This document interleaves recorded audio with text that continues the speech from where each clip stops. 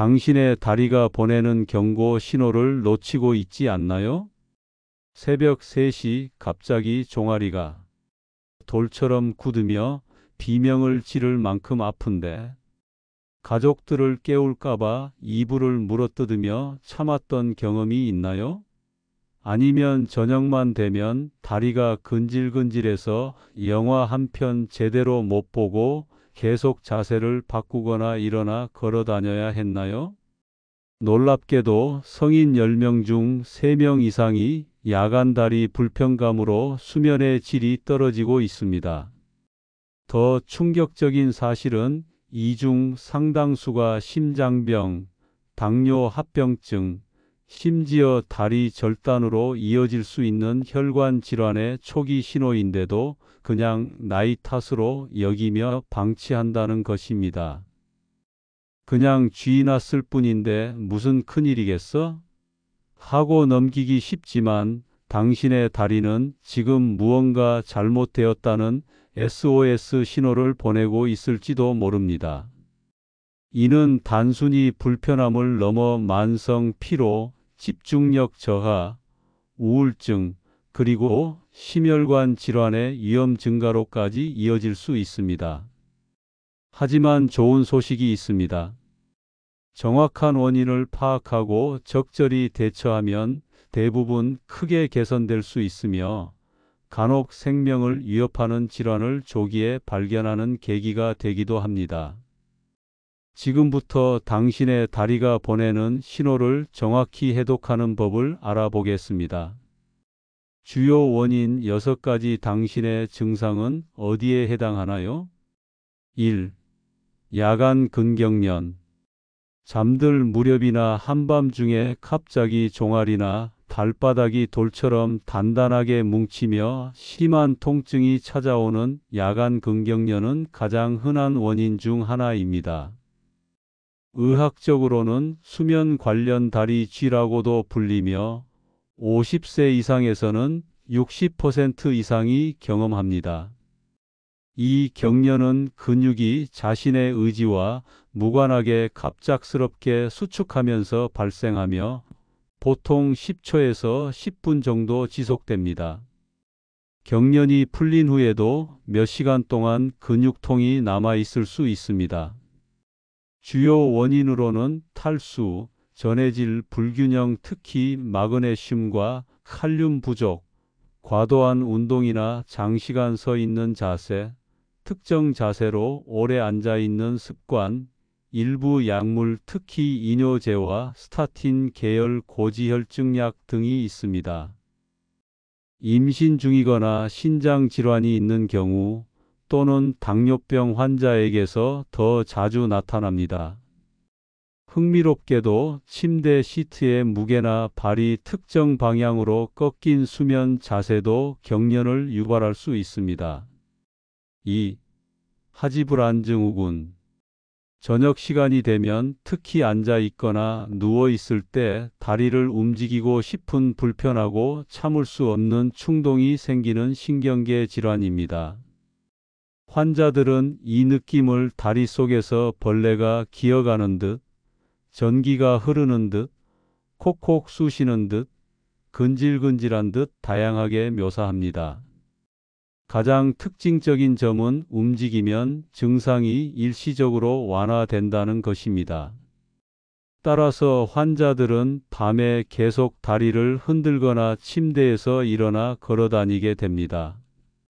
이로 인해 잠들기 어렵고 수면의 질이 심각하게 저하됩니다. RLS의 정확한 원인은 완전히 밝혀지지 않았지만 뇌의 도파민 시스템 이상과 관련이 있으며 철분 결핍이 중요한 역할을 합니다. 특히 혈중 철분 수치가 정상이더라도 뇌의 저장철인 페리틴 수치가 낮으면 증상이 나타날 수 있습니다. 유전적 요소도 강해서 가족력이 있는 경우가 많습니다. 임신, 신부전, 류마티스 관절염, 파킨슨 병과도 연관될 수 있으며 일부 항우울제나 항히스타민제가 증상을 악화시킬 수 있습니다. 3. 말초 동맥 질환. 다리로 가는 동맥이 좁아지거나 막혀서 혈액 공급이 원활하지 않은 상태입니다. 낮에는 걸을 때 종아리 통증이 나타나고 쉬면 좋아지는 간헐적 파행이 대표적이지만 밤에는 누워 있을 때 발끝이 타는 듯이 아프고 저리는 증상으로 나타납니다. 중력의 도움을 받지 못하는 수평 자세에서는 다리 끝까지 혈액을 보내기가 더 어려워지기 때문입니다. 환자들은 무의식적으로 침대 끝으로 다리를 내리거나 침대 머리를 높이는 자세를 취하게 되는데, 이는 중력을 이용해 혈류를 조금이라도 개선하려는 본능적 시도입니다. PAD는 주로 흡연, 당뇨병, 고혈압, 고지혈증, 고령 등의 위험 인자를 가진 사람에게 발생하며 방치하면 조직 괴사나 족부 궤양으로 진행될 수 있어 조기 발견과 치료가 매우 중요합니다. 발이 창백하거나 차갑고 발톱이 두꺼워지거나 발털이 없어지는 변화도 동반될 수 있습니다. 4. 만성정맥 부전. 다리 정맥의 판막이 제대로 작동하지 않아 혈액이 심장으로 돌아가지 못하고 다리에 고여 있는 상태입니다. 하루 종일 중력에 맞서 일한 정맥들이 저녁이 되면 더욱 지치면서 다리가 무겁고 붓는 느낌이 심해집니다. 밤에는 고인 혈액과 체액이 주변 조직을 압박하고 근육의 산소와 영양 공급이 부족해지면서 쥐가 잘 나고 저린 느낌이 생깁니다. 특히 장시간 서서 일하는 직업을 가진 사람, 비만, 임신 경험이 많은 여성, 가족력이 있는 경우 위험이 높습니다. 육안으로 보이는 정맥류가 동반되기도 하지만 표면에는 정맥류가 보이지 않아도 심부 정맥의 기능 이상만으로도 증상이 나타날 수 있습니다. 아침에는 괜찮다가 오후로 갈수록 증상이 심해지고 다리를 올리고 쉬면 좋아지는 패턴이 특징적입니다. 발목 주변 피부가 갈색으로 변하거나 습진이 생기고 심하면 궤양이 발생하기도 합니다.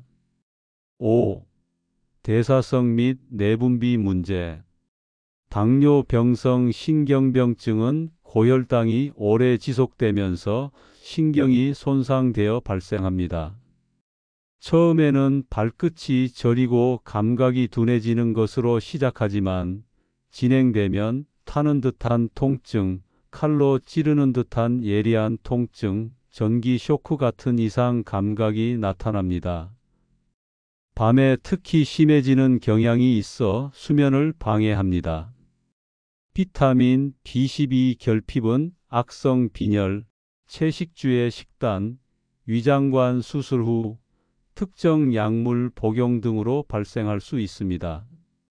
B12는 신경의 수초 형성에 필수적이므로 결핍되면 말초 신경병증이 생겨 다리 저림, 균형 감각 저하, 보행 장애가 나타납니다. 조기에 발견하면 보충제로 회복할 수 있지만 오래 방치하면 신경 손상이 영구적일 수 있습니다.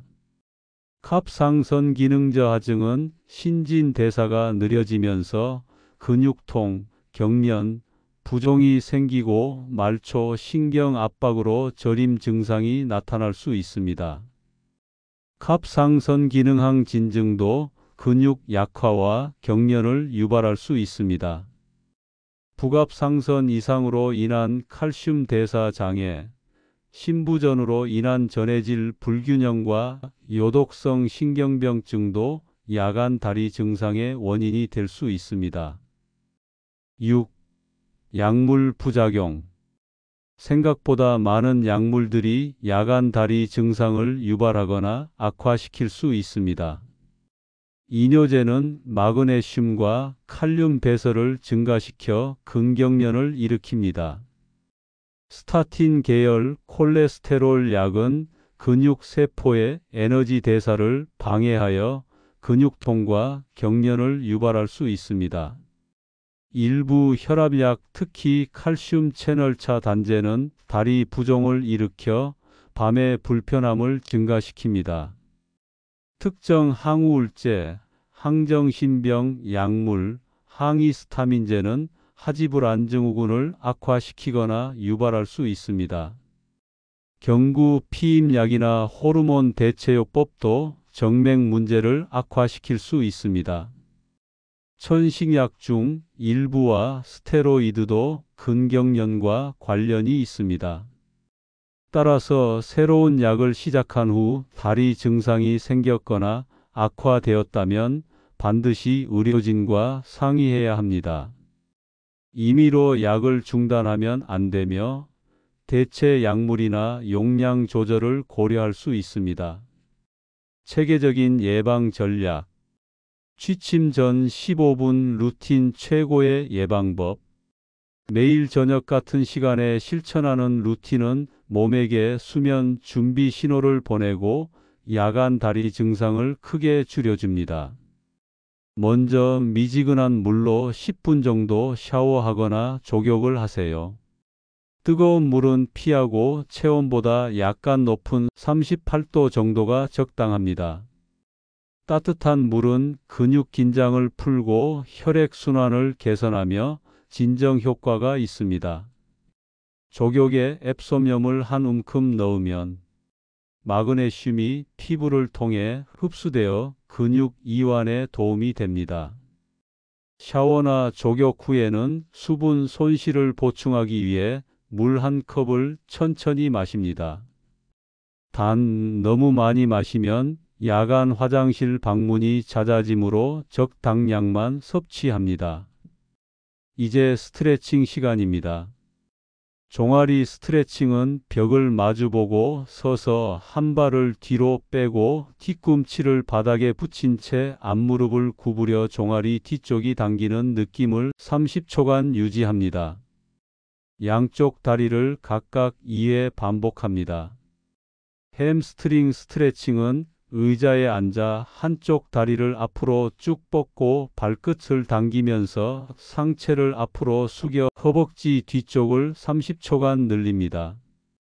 발바닥 스트레칭은 앉은 자세에서 발가락을 손으로 잡고 발등 쪽으로 천천히 당겨 발바닥 근막을 늘립니다.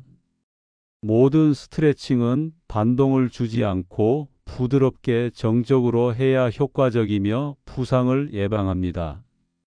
절대 통증이 느껴질 정도로 무리하게 늘리지 마세요. 수면 자세와 침구 조정. 침대에 누웠을 때 발의 위치가 매우 중요합니다. 발끝이 바닥 쪽으로 처지는 족저굴곡 자세는 종아리 근육을 단축시켜 경련을 유발합니다. 대신 발등을 살짝 정강이 쪽으로 굽힌 배측 굴곡 자세를 유지하세요. 이를 위해 발끝 부분에 베개를 세워 놓거나 발등 고정 스플린트를 사용할 수 있습니다. 무겁고 꽉 조이는 이불은 발을 아래로 누르므로 가벼운 이불로 바꾸고 발 부분은 느슨하게 덮습니다. 옆으로 누울 때는 무릎 사이에 베개를 끼우면 하지 정렬이 좋아지고 혈액순환이 개선됩니다. 만성정맥 부전이 있다면 발을 심장보다 약간 높게 하면 도움이 되지만 말초 동맥 질환이 의심된다면 절대 다리를 높이지 말고 오히려 침대 끝을 10도 정도 낮추는 것이 좋습니다. 매트리스가 너무 딱딱하거나 오래되어 꺼졌다면 압력 분산이 잘 되지 않아 혈액순환을 방해할 수 있습니다.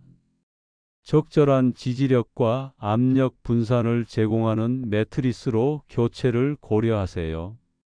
급성 경련 발생 시 즉각 대처법. 한밤중에 갑자기 경련이 왔다면 당황하지 말고 다음 순서대로 대처하세요.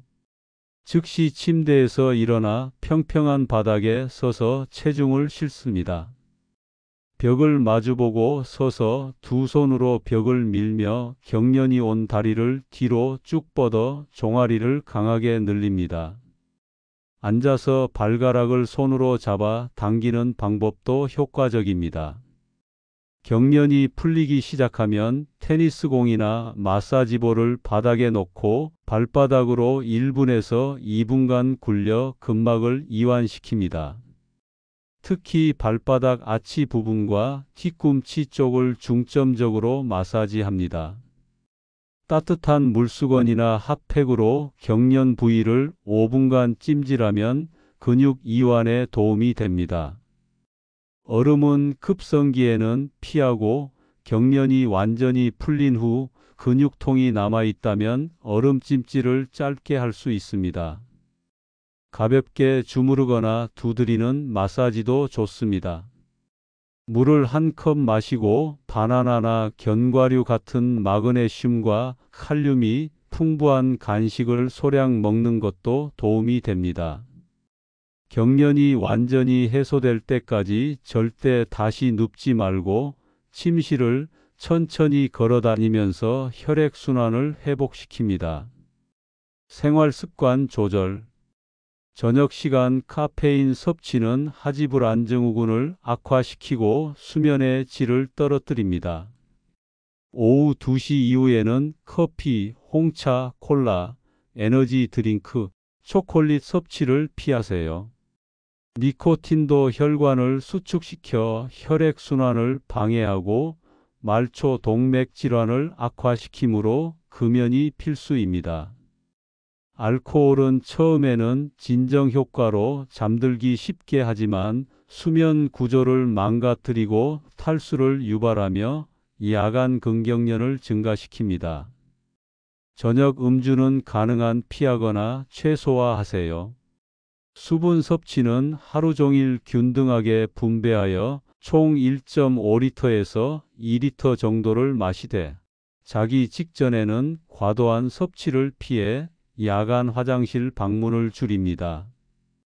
식단에서 마그네슘이 풍부한 식품, 칼륨이 풍부한 식품, 칼슘 공급원을 충분히 섭취합니다.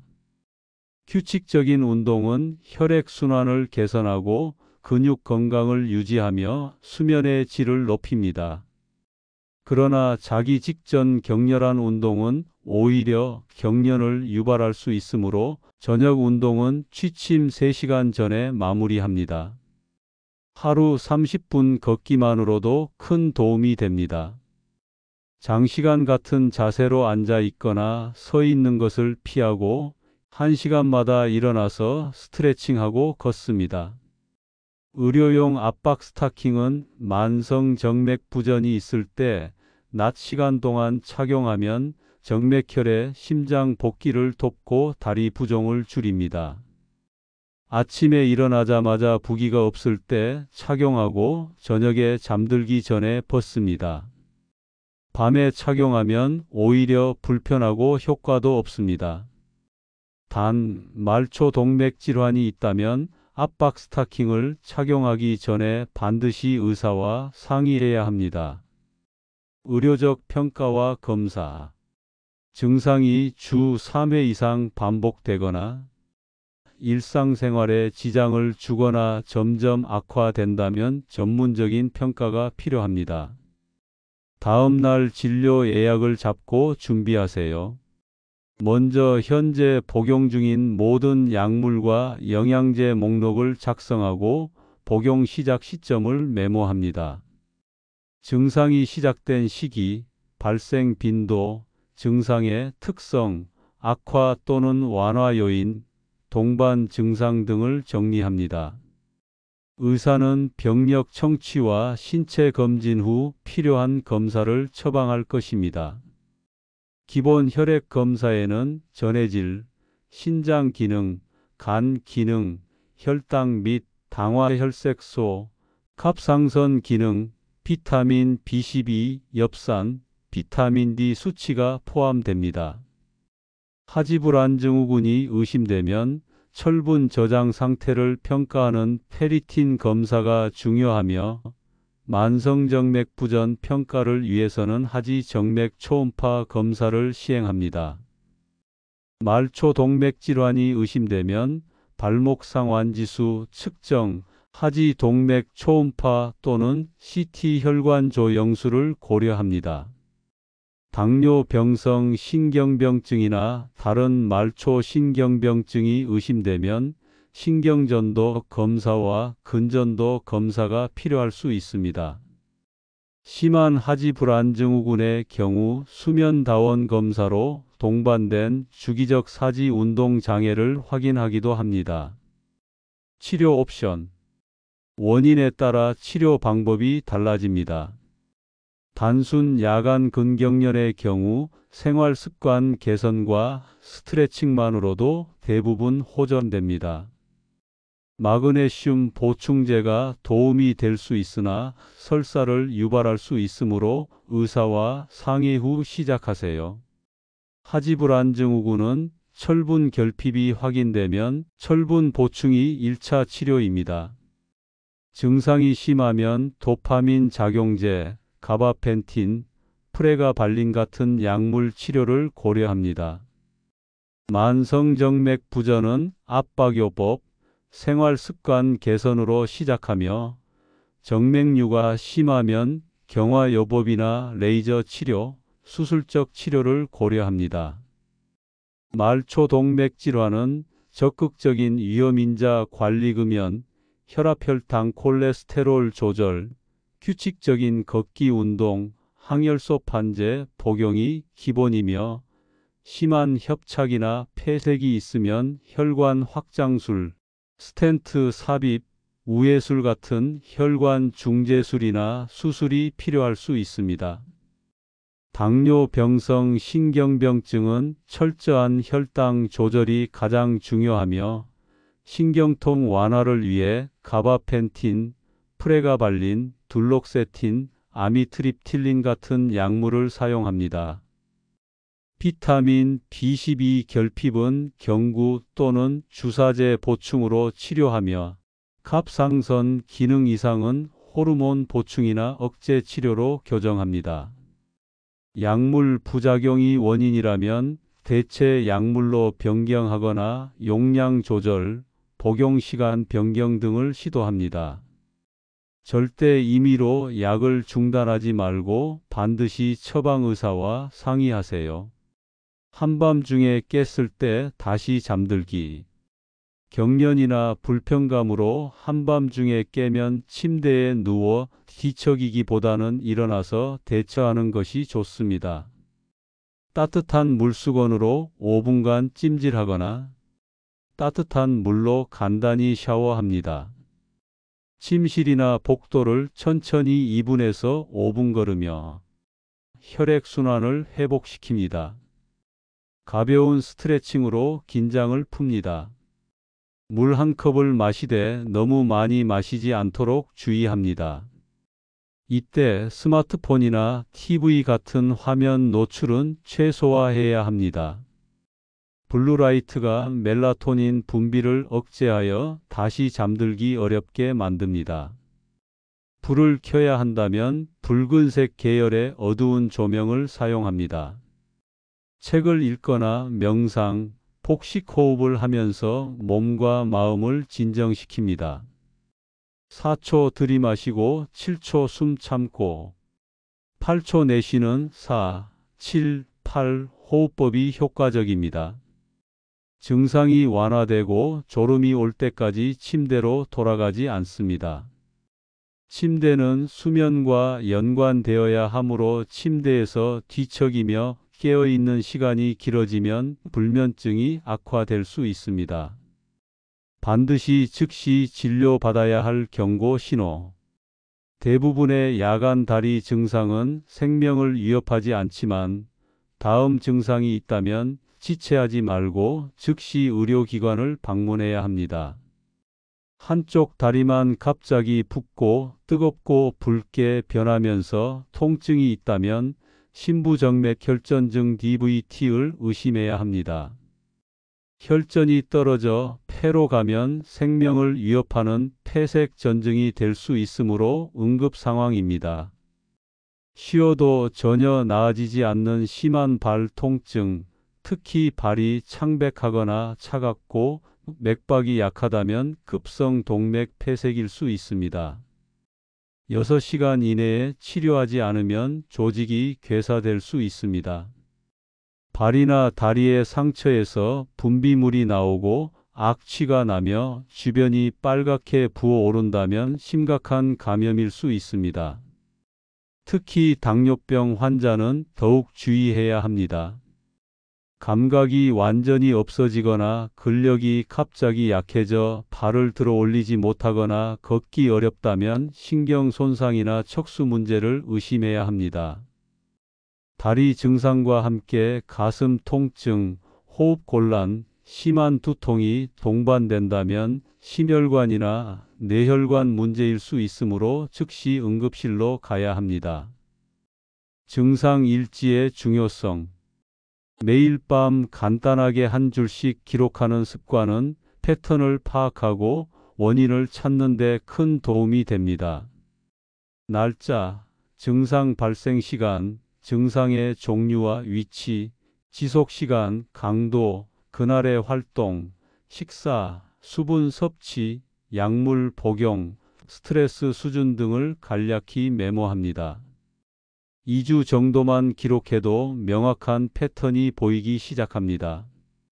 예를 들어 특정 음식이나 활동 후에 증상이 악화되는지, 생리 주기와 관련이 있는지, 날씨나 계절의 영향을 받는지 등을 파악할 수 있습니다.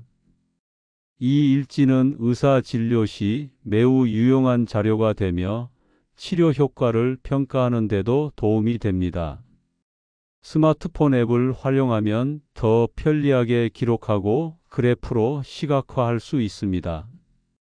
패턴을 발견하면 그에 맞춰 생활 습관을 조정하여 증상을 줄일 수 있습니다. 결론은 포기하지 말고 체계적으로 접근하세요. 밤마다 다리 때문에 깨는 것은 삶의 질을 크게 떨어뜨리지만 대부분 원인을 찾아 적절히 대처하면 충분히 개선할 수 있습니다. 하나의 원인이 아니라 여러 요인이 복합적으로 작용하는 경우도 많으므로 다각도로 접근해야 합니다. 오늘 밤부터 취침 전 15분 루틴을 시작하세요. 스트레칭, 따뜻한 물, 적절한 수분 섭취만으로도 많은 경우 증상이 완화됩니다.